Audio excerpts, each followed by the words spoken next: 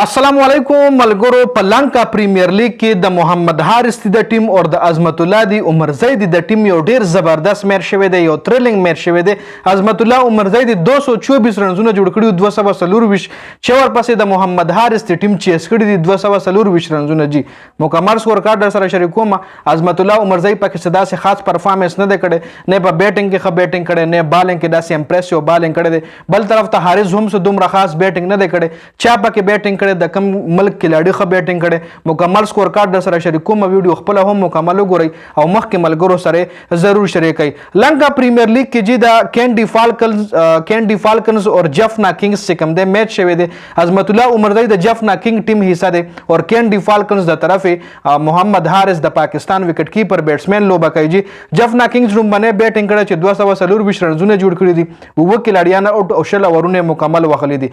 یو سر 19 پکې په یو کم شپېته بالونو باندې پاتوم نشانه کا جوړ کړي دي.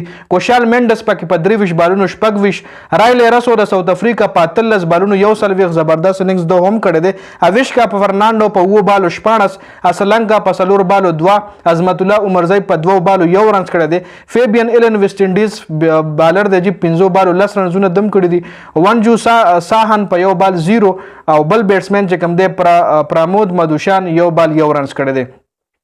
خراب محمد حارث د ټیم د طرفې کینډي فالکنز د طرفې شنکا سلور اورونو کې سلويخ درې وکټې خبالې کړي، کان ملي لحاظ سره لګ زیات سکور ورکړی دی. شرف الاسلام 3 اورونو کې درې کم 50 رن ایکسپنس او ثابت شوی دی. چمیرا سلور اورونو کې سلور سلويخ 2 وکټې، اسرنګا سلور اورونو کې سلويخ وکټ یومنا، کمنډو مینډس 2 اورونو کې 25 وکټ یومنا، مینډس په 3 اورونو کې 28 2 وکټې. او کوس ورپسې موږ د محمد حارث دی بیټینګ ګورو، د کینډي فالکنز د عظمت الله عمرزئی دی بالینګ ګورو.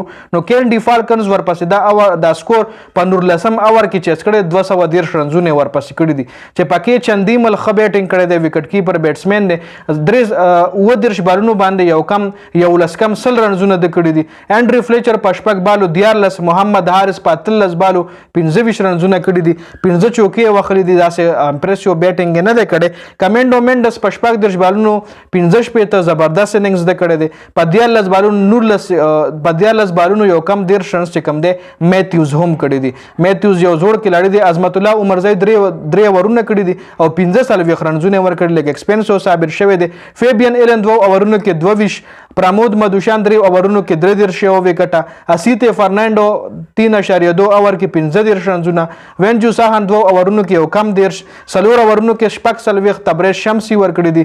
شریت اسلنګا 1 اور کړي دی او پاغه کې هم 14 رنزونه ورکړي دي. دا میچ کم دی فیل کینډي فالکنز په 2 وکټو باندې ګټلې دي او سکور ورپسې 213 کړي دي.